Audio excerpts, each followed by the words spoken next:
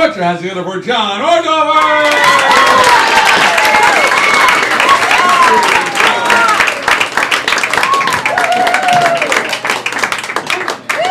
It's so nice to be in front of such a great crowd. Give yourself a hand.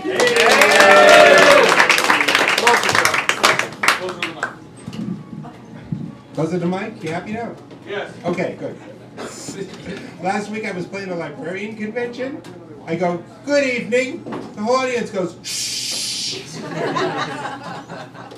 But what I really love is watching Marie Kondo, you know, the TV organizing expert.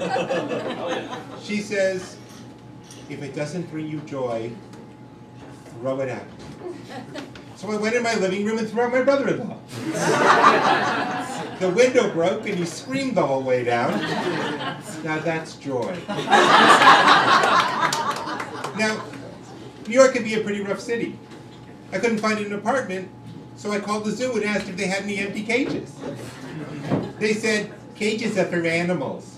And I said, I identify as panda. So they let me in so I wouldn't sue.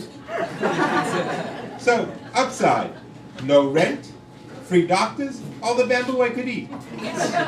Downside, people shouted at me, put on some pants, wipe your ass, quit yanking it in front of my kids.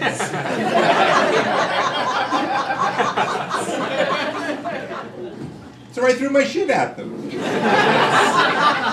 I mean, the monkeys do it every day, but the panda guy gets bounced. It's a tough city. No, I'm really, really glad that Rick is here tonight, because whenever I stick a Rick in a room, I know I'm not the oldest comic in the place. But I gotta tell you, it's never been easier to be old. I mean, if I get lost on my way home, my phone gives me directions. If I'm trying to get someplace, my phone calls me a cab. If I'm hungry, my phone orders me dinner. If I could remember where I put my phone, I'd be all set.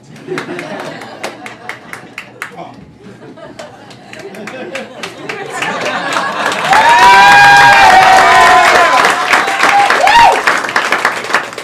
But you know, I am getting to the age where I have to start thinking in terms of my final preparations.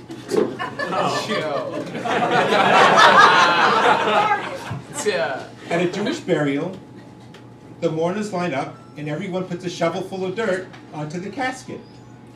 But my cousin Martha was half Buddhist, so we hired a couple of Zen monks to rake up afterwards. It's been 10 years, they're still at it. But you know, really, my whole life my problem has been, you know, I never wound up where I wanted to be with women. Yes, I know, surprise.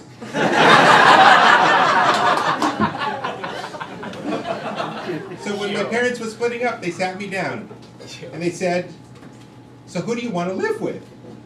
And I'm going, Cindy Crawford. And my mom said, absolutely not. And my dad said, I'm coming with you. And I said, hey Dad, three's a crowd. And it didn't matter anyway, because after 3 weeks, Cindy threw us both out. What are you going to do? But you know, I was making the wrong calls ever since I was a kid. I mean, Jewish kids play doctor too. Okay, but we're specialists.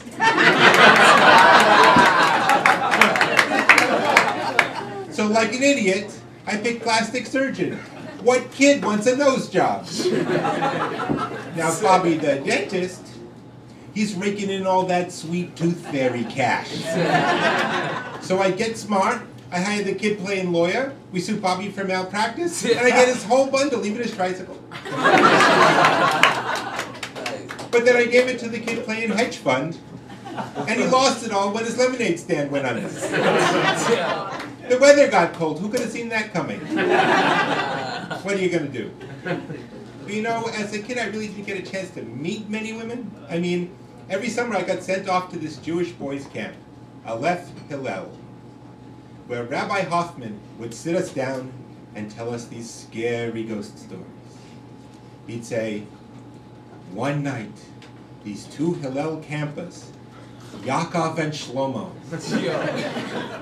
snuck out to the forbidden synagogue, where Grandma Lowenstein had died of schwitzing 100 100 years ago that night. Inside, it was black as a felt yarmulke. So Yaakov said, so maybe we should go back for a flashlight? And Shlomo said, oi, if we do, we'll get caught. And Grandma Lowenstein said, never mind, I'll haunt in the dark.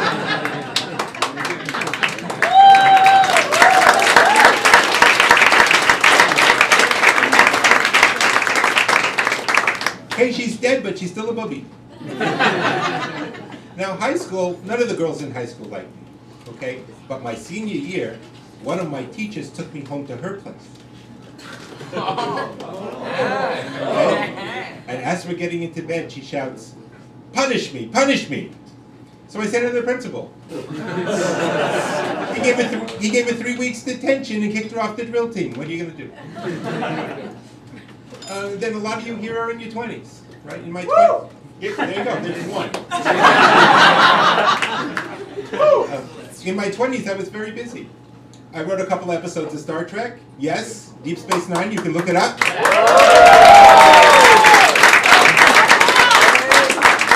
I put together the world's largest comic book collection, and I started my own nudist colony. And then I realized no woman wants to see any of that. Which is probably why I didn't get married until my 30s. I mean, that whole time people were saying to me, John, what are you waiting so long? What's going on? What do you want in a wife anyway? And I would go, a vagina. But I gotta say that my beautiful wife Carol's over there.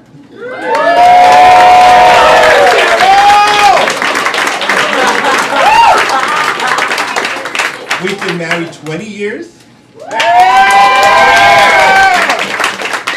And now guys bring dates to see my show to get them in a good mood.